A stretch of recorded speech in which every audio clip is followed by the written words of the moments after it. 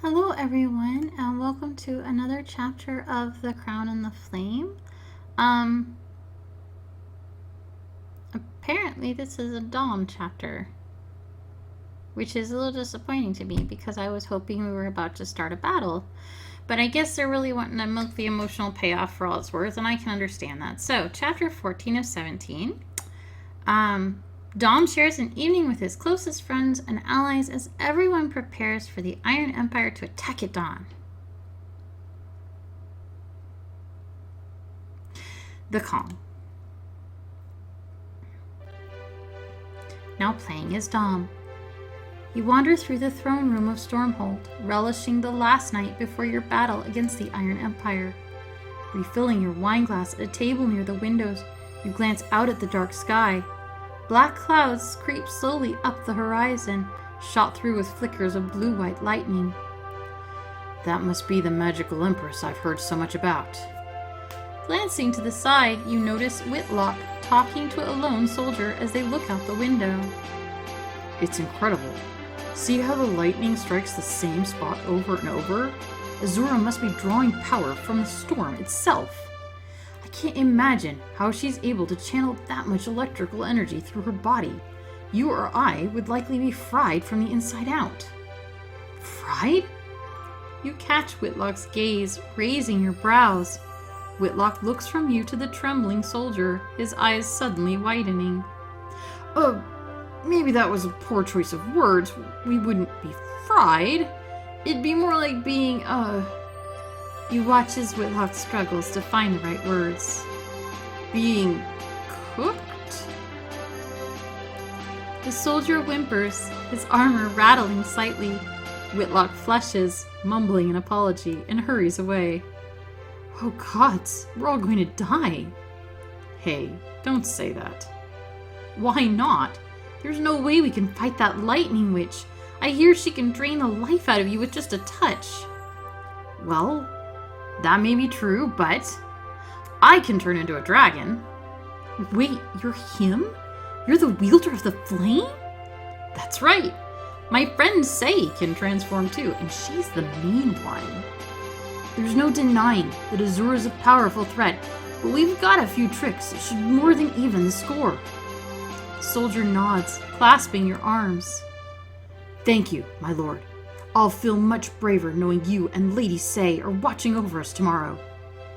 You're very welcome. He strides away to rejoin the party. Turning away from the outside world, you scan the crowd for someone to talk to. Oh no. It's another talkie chapter. Well, let's go talk to Sei.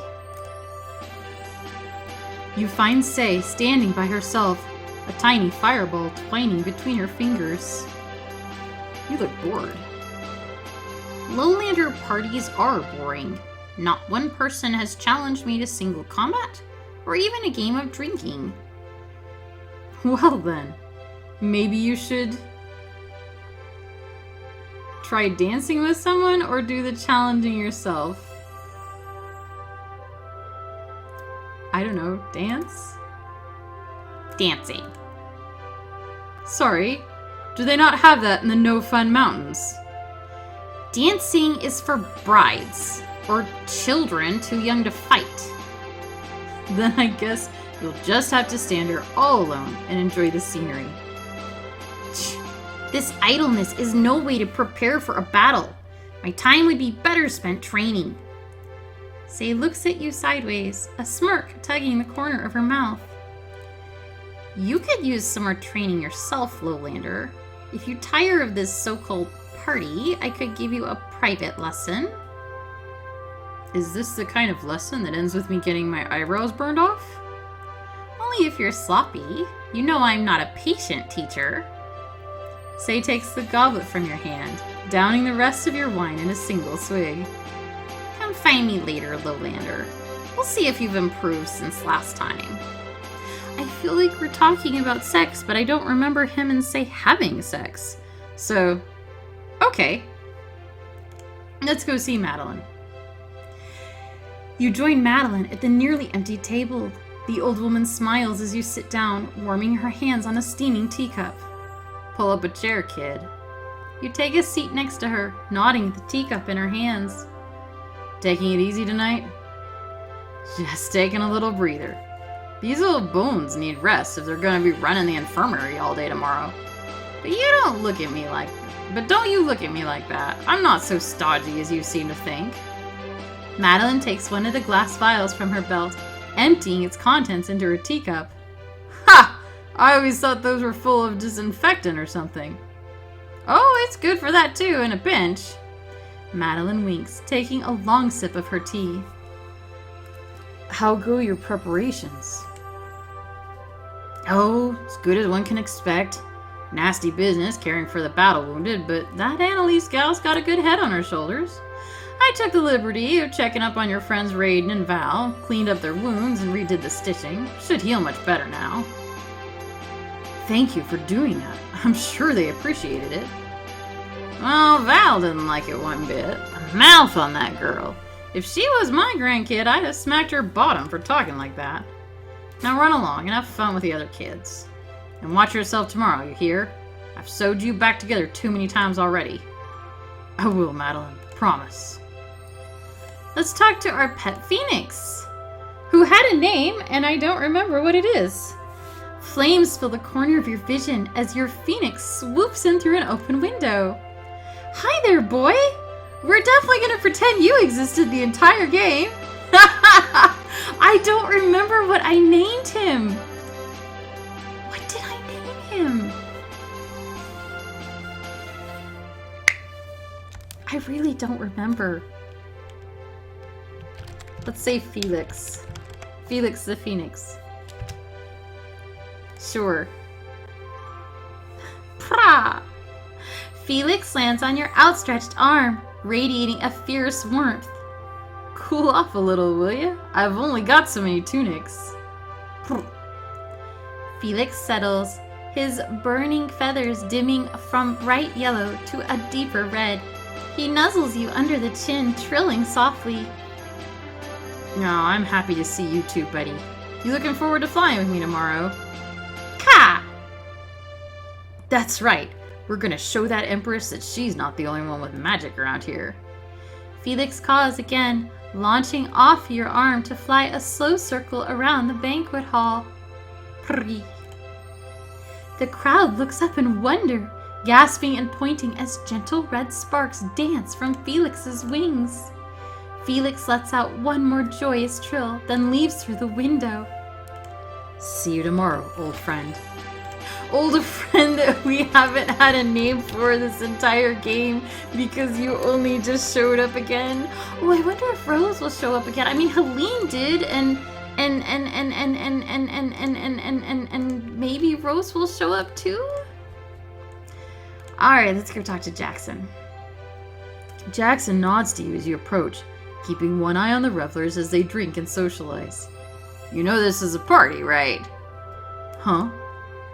You look pointedly at his hand, which is clasped tightly around the hilt of his sword. Jackson gives a sheepish smile, releasing the weapon. Sorry, it's a little hard for me to relax these days, especially around the nobility. Tell me about it. I keep expecting someone to order me back to the kitchen. Princess Zenobia has done that to me at least 3 times already. You lean on the wall next to Jackson. Have I thanked you for coming to rescue me, by the way? Huh? Oh, I hardly did anything. Queen Kenna's the one who saved you. Hey, you volunteered to fight a dragon. I wouldn't call that hardly anything. I'd call it incredibly brave. Let me get you a drink. There's several barrels of wine over there that are far too good for the likes of us. Thanks, but I never developed a taste for this stuff. But if you did want to buy me a drink, I was thinking of heading down to the tavern a little later. Jackson glances at you, a small, hopeful smile on his face. I know I could use a distraction tonight. Maybe we could distract each other for a while. Aw! I was not getting those vibes from Jackson towards Dom, but I kind of ship it, actually, yes. You're about to answer when you notice the hint of a blush in Jackson's cheeks. You pause and then realization hits. Jackson, are you interested in me? Yes. Is that alright? Of course it's alright, just... what should I say? You never said anything. Truthfully, I wasn't sure what I was feeling until tonight. I was thinking about what's coming, and what I'd regret not doing. I didn't want to go into battle, wondering what you would have said if I'd only been brave enough to ask. Jackson. You don't have to answer right now. Just think about it. I'll be here. Oh. Oh.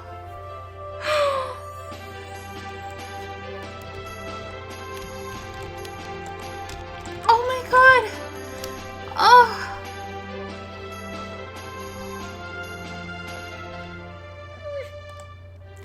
I have liked Jackson so much and felt like he was underused as a character, and yes, okay, it's a little, I don't know what the word I want to call is. It's a little shoved in to be like, and we had gay characters all along. We've had sapphic characters with Annalisa and Val, but we haven't, I don't think we've seen any gay men. If we have, I don't remember. So, I mean, yeah, it does feel a little last minute to be like, oh yes, we have all the representation, because it's like, okay, good, I guess. But setting aside that could have probably been developed a lot better, I fiercely ship that pairing. I mean, I really do like Dom and Sei, but I'm not sure that Sei likes him the way I like them together. And that was just so sweet. I love Jackson, so, and I feel like they have a lot in common, so yeah, I like that a lot. Anyway, I guess we have to talk to Hex. I'm kind of dreading that, which is why I haven't clicked the button yet, because I don't want to. But here we go. Gird your loins. You walk over to a small table where Hex stands beside Whitlock. Hex. Fire freak. Whitlock coughs loudly, cutting her off. Hex grinds her teeth, muttering something under her breath. Sorry, what was that? How are you, Dominic? I'm doing great! Really loving this thing where my mind isn't a weird rainbow labyrinth of pain. You've been behaving yourself since then? Or should I be taking inventory of the castle staff? Actually, Hex and I have been working on some defensive weaponry for the castle walls. Yes, we've created a mechanism that automatically loads, draws, and ignites flaming crossbow bolts. With the mere turn of a crank, you can unleash almost 30 bolts per minute, a veritable rain of flaming death. Wow, that's a lot. Azur's armies will fall like wheat before the threshing blade. The Iron Empire will crumble and burn, and we will... Whitlock gently nudges Hex with his foot.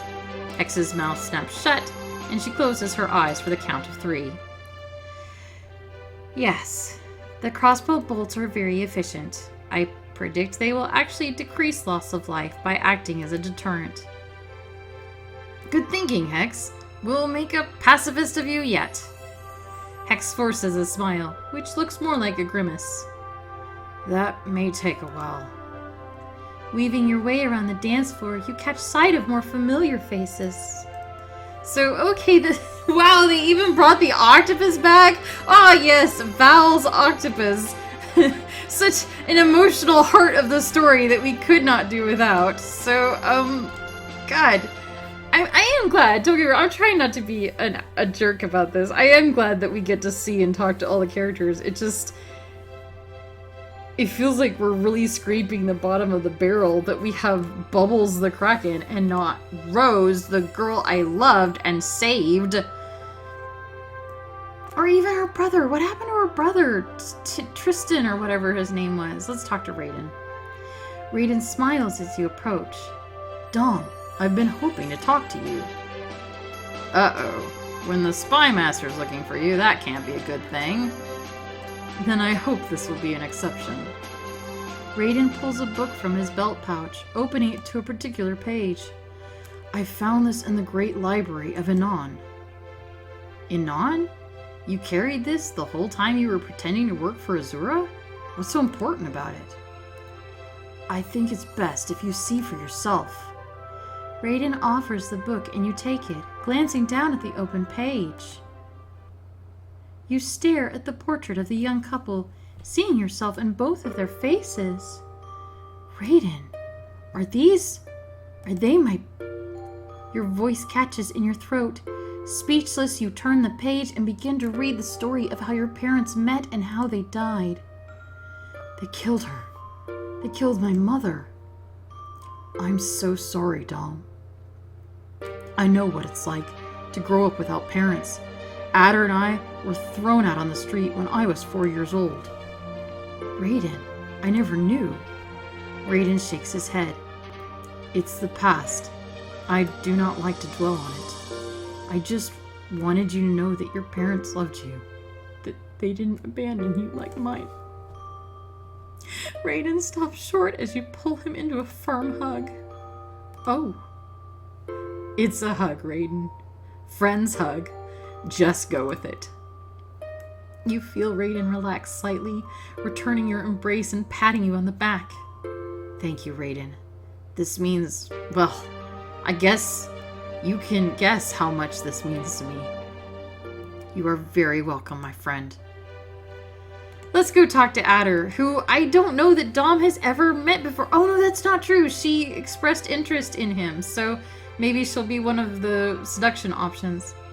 Glad to see you back among civilized folk, Dominic. How does it feel? I would say relaxing, if I didn't know we had to fight an ancient sorceress with godlike powers tomorrow. A sobering thought, though surely you and Sei will be more than a match for her. Something tells me that getting struck by lightning will still hurt, even in my dragon form. Lightning's funny that way. Adder regards you dryly, her lips quirking into a crooked smile. You know, I've always been curious about something. When you and Sei transform into dragons, what happens to your clothes? Well, when I change back into a human, I'm wearing whatever clothes I was in before I transformed. But that's so strange. With all that fire and your body growing so huge, one would think you'd end up naked. One could think that if one's mind worked a certain way. Adder laughs, stroking your arm fondly. Don't worry, Dom. You're not my type. Is that something I should have been worried about? Depends on who you ask. Adder grins wickedly, patting your cheek as she walks away. Glad that woman's on our side. She scares the hell out of me.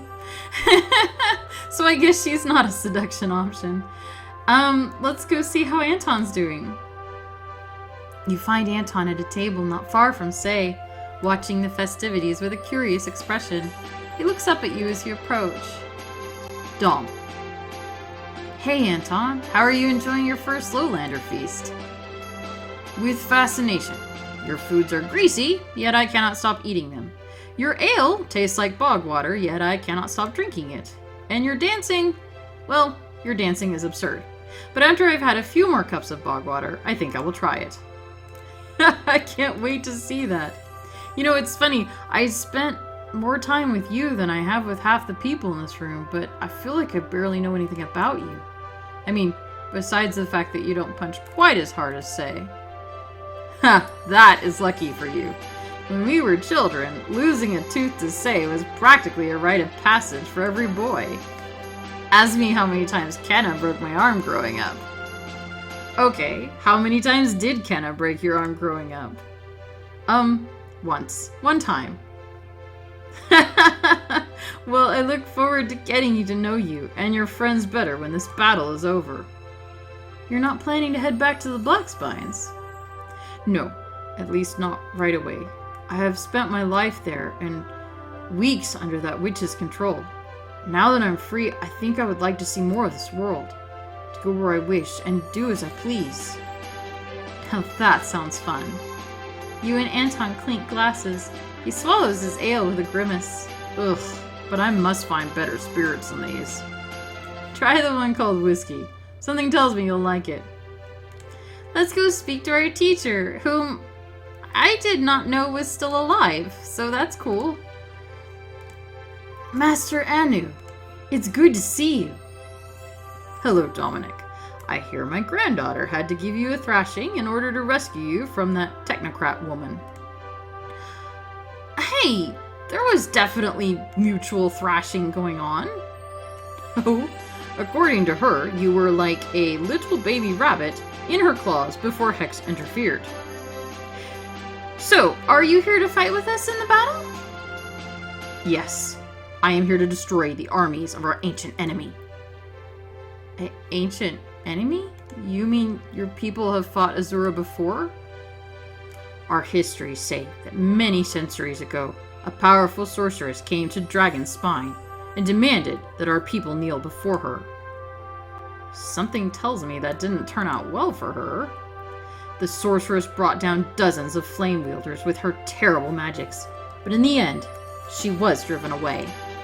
Now she has returned.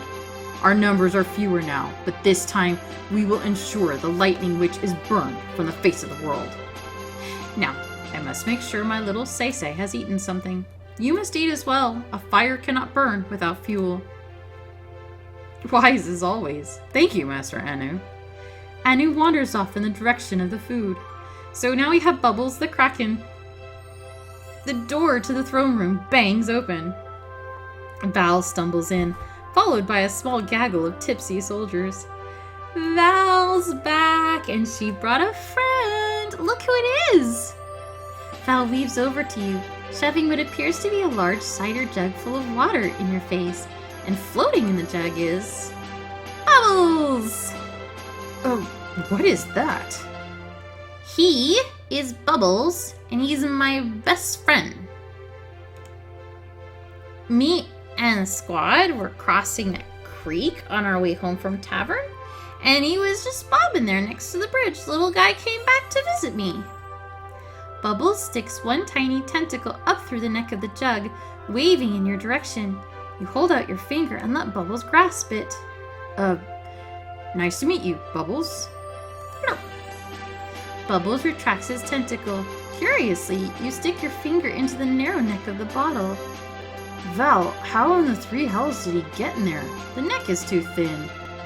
Because he's a little bag of pudding. No bones. Right, Bubbles? Wow, that's, Oh, there's still some of the roast boar left. Bubbles, you gotta try this. Hang on. Val sets the jug down on the table and heads off toward the food. Bubbles bobs gently in his glass jug, blinking up at you.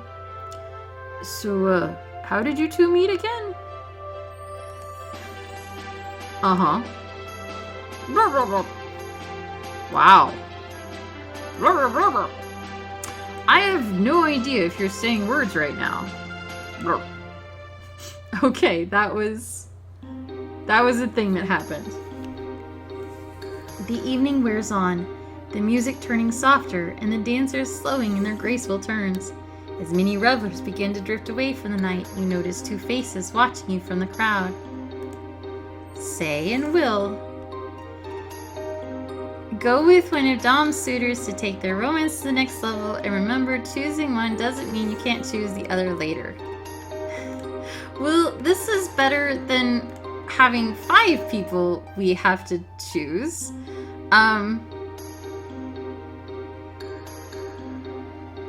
I guess we'll do Sei first.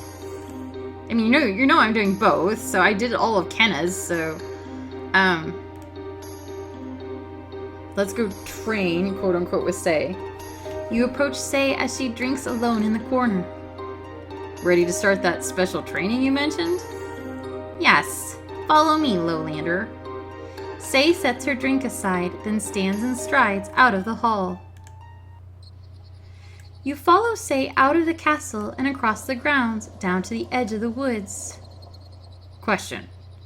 Is it the best idea to hold our special secret fire training in the forest? No, it is extremely dangerous. That is part of the training. Deep in the woods, Say stops and turns to face you. Fal Ignis. Bless you? It is the name of your final training. Fal Ignis. It is an ancient and special tradition among our people. How does it work? Say ignites a delicate ruby red flame in her hands. She tosses it from hand to hand, shaping it like a snowball, then grins and throws it at you. Whoa! But to your surprise, the fireball puffs harmlessly against your chest, leaving only sparks behind. What was that? A harmless trick. Barely a flame at all. Can you do it? Can I? No problem. I turned into a dragon. I think I can handle making one tiny fireball. You talk too much. Show me. You conjure a small wisp of orange flame. Molding it into a ball, you peel away layers of heat until the flame reduces to a pale red. That wasn't so hard. Hey, Say, catch! You lob the fireball toward Say. It catches in the fur of her scarf, a faint curl of smoke wreathing her face. Not bad. So, how does this Far Agus thing work? Fal Ignis is a stealth combat exercise that lasts for 3 engagements. Whoever lands the most blows on their opponent is the victor. Suddenly, you smell smoke. And you hear a phone ringing. Looking down, you realize the sparks on your shirt have ignited and begun to burn your clothes. Hey, what the? When you look up, Say is gone. Oh, I see how it is. You conjure a fireball and drop into a ready stance, scanning the trees for signs of attack. What's the matter, Say? Too scared to face me in the open? Say's answering fireball flies from the shadows, headed straight for you. I should dodge it. You sidestep to the left, counter-attacking with a flame of your own as Say's fireball flies past you. Say scowls as your fireball puffs against her arm. That's one for me. You'll have to try a little harder than that. You take off into the woods, sheltering behind a rock, and listen for Say's footfalls. You hear a babbling brook, a snapping twig, the hoot of an owl. You leap from your hiding place and hurl a fireball toward the snapping twig. Gotcha! What? You take her by surprise, and the fireball catches the hem of her skirt. That's 2. Say smirks and disappears into the woods.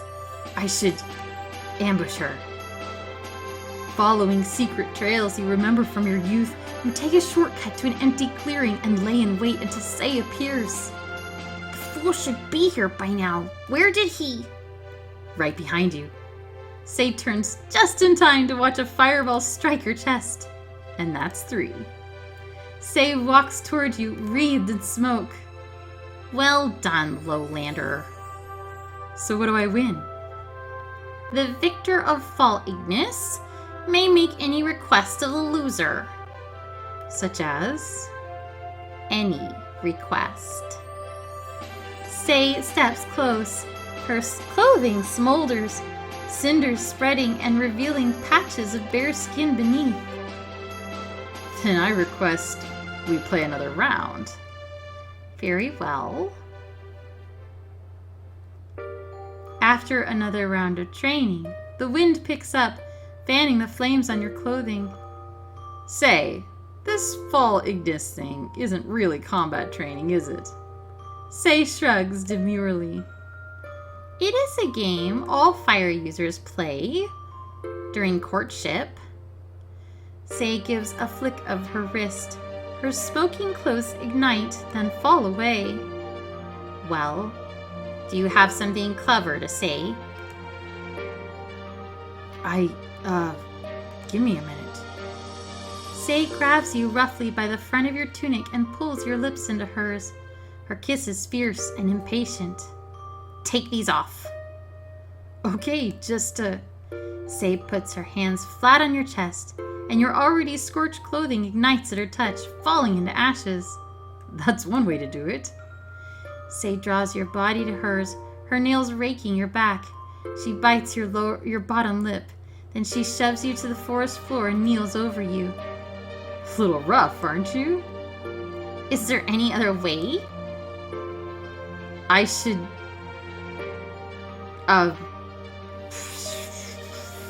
It's what she wants.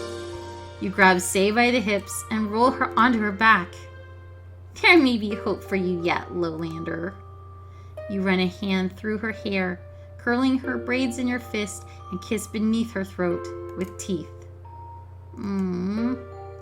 The air between your faces shimmers with heat as your bodies move against each other. Hot. Say's hand burns against your skin, her fingertips tracing lines of fire down your chest. Dom. I love her so much. I really do ship them too. As Say stamps out the last of the brush fires, you stretch and crack your back. Thanks for the extra training. I feel much more prepared now. Come see me anytime, Lowlander. I have many more things to teach you.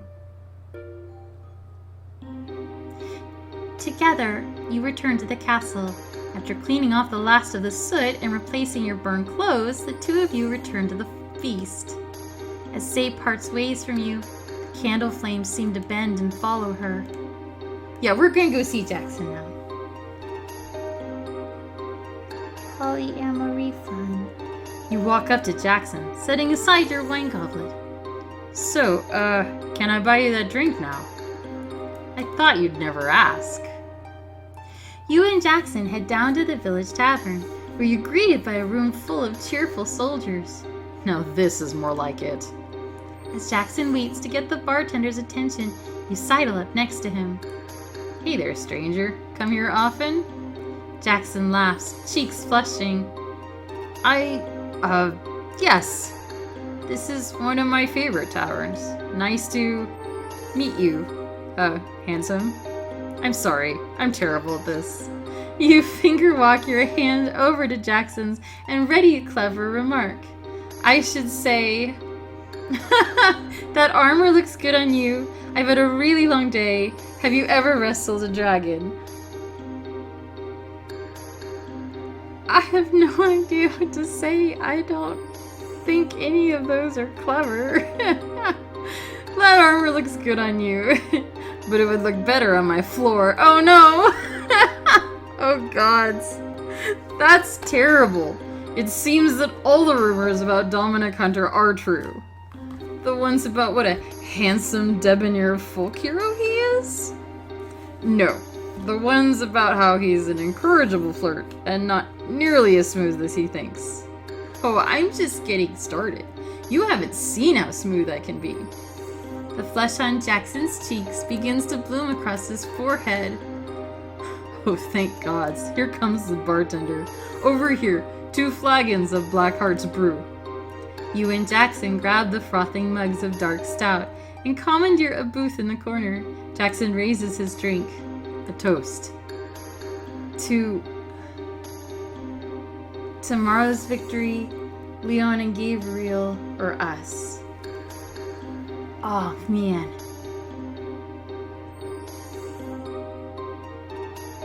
Let's keep it light. Tomorrow's victory. Yeah, I'll drink to that. You and Jackson take a drink. Then you take a few more. So it's not that I don't want the position. It would be an honor. But the last 2 crowned guardians were Leon and Gabriel. And you think it would dishonor their memory? Well, no. Then what? You think the title's cursed or something?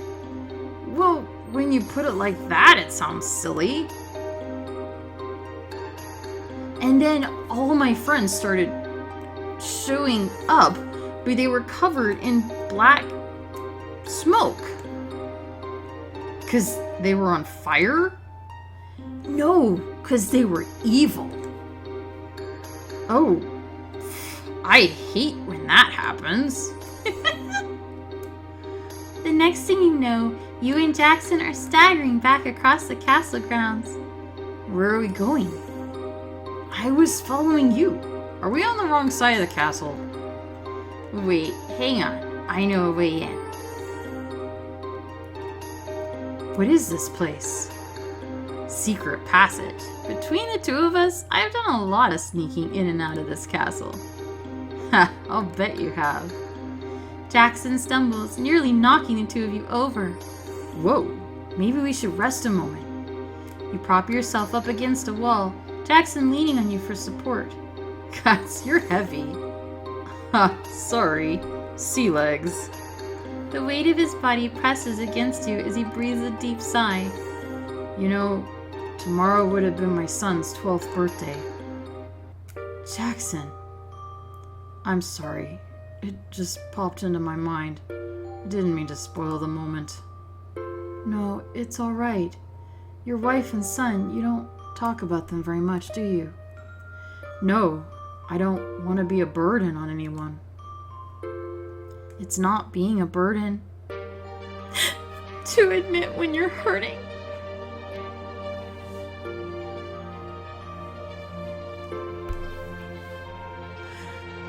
Oh God, that stabbed me in like a really raw place. I'm sorry.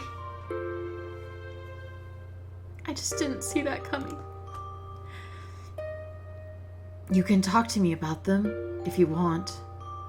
I'd like that. Tell me about your son. Jackson's eyes shine with pride. Scrawny lad. Oh, but brave like his mother. Too much for his own goods sometimes. Suppose he got that from me. With this creek behind the farm that he used to try to jump across, but he always missed the other side. Too short, you know. Of course, me being the fool, I made the mistake of telling him so. I swear he spent a month falling into that creek, determined to prove me wrong. Yep, sounds like you, all right. I'll tell you what, the day I finally saw him make it across, that was the proudest day of my life. Jackson smooths back his hair and sighs. Better? Yeah, talking helps. Truth be told, since Gina, I haven't done much talking. Hesitantly, Jackson reaches up to your face, his thumb tracing over your bottom lip. Or anything else. Do you want to? Jackson swallows. Your lips hover an inch apart. On your cheek, his hand quivers. Sometimes you get so used to wearing armor, you forget you have it on. Jackson's hand slides down your shoulder, over your chest. So, take it off. His hand tightens into a fist, gripping your shirt. He pulls your lips into his. You close your eyes, pulling Jackson closer. Your nose fills with the scent of ale and wood smoke. Dom. Jackson pins you to the wall, hands slipping under your tunic and rising over the contours of your abs. You pull your face free from his, bring your lips to his ear, and whisper, "I want you." Jackson's breath is ragged in your ear. You should take off this tunic. How about you lose the breastplate first? I don't think I can reach all the buckles. I guess we'll just have to help each other. As your fingers tear at laces and belts, your bodies slide down the wall. Jackson's calloused hands are surprisingly gentle. You sink to the floor, ignoring the cold stone beneath you, the sounds of your breath echoing through the narrow passage. That was sweet. A while later, you and Jackson help each other dress in the dim passageway. Jackson sighs, leaning his head on your shoulder. That was unexpected, enlightening, and lovely. I feel, I don't know, lighter somehow. Jackson kisses you on the forehead. I'm glad. Shall we head back? Yeah, sure. You and Jackson return to the feast and part ways with a smile. Now I feel ready for that battle. Tired and content, you return to your own bed and lay down to sleep. Now playing is Kenna. Huh. You stir from your windowside vigils shortly before dawn. As you get dressed, you hear a soft knock on your bedroom door. Come in. The door swings open and Dom walks in. Goodness, you're already dressed? Since when have you been an early riser? Annalise dragged me out of bed hours ago. Everyone's been working on something for you. Working on what? You have to see it to believe it. Dom turns, dragging in a trunk from the hall. He throws open the lid, revealing a gleaming suit of armor. It's... Stunning? I know. I helped pick out the helmet. Well, you know you're amazing, right? We just wanted to keep you safe. It looks like you wanted to dress me up like a hero from legend. Is that so wrong? Come on, tell me you'll wear it. Wow. That is a helmet. I feel like you could dip forward and kill someone just by bowing your head. But yes, we will wear the dragon clothes. Don helps you don the new armor, then steps back to look at you. You look legendary? Exactly what we were going for. Everyone's waiting in the courtyard. Whenever you're ready. Dom gives your shoulder a squeeze, then leaves the room. You take a few minutes to steel yourself, then move to follow him. With one hand on the door, you pause to glance out the window one last time. The wall of storm clouds creeps closer, black against the pale pre-dawn sky, blanketing the hills beneath in shadow. Where are you? You find the place where the storm seems thickest, a churning, crackling maelstrom. Below, you glimpse a lone figure, wreathed in blue-white light, looking down at Stormhold. Your hand tightens on your sword. Azura, this ends today. The Crown and the Flame trilogy will come to a close in this final battle for the fate of the Five Kingdoms. Keep playing to see who will rule and who will fall. Were they afraid that we'd stop at this stage? Like, you got through 2.5 books and seduced everyone, and now you're like, yeah, I don't really care. You spent a pleasantly distracting evening with good friends. Thanks to Raiden's book, you learned the story of where you came from. You chose to forget your troubles for an evening by being close with someone special, and we donned the armor of the dragon. And I still don't know who this is supposed to be. I'm a little worried that we've done something wrong, but we've got full points, so...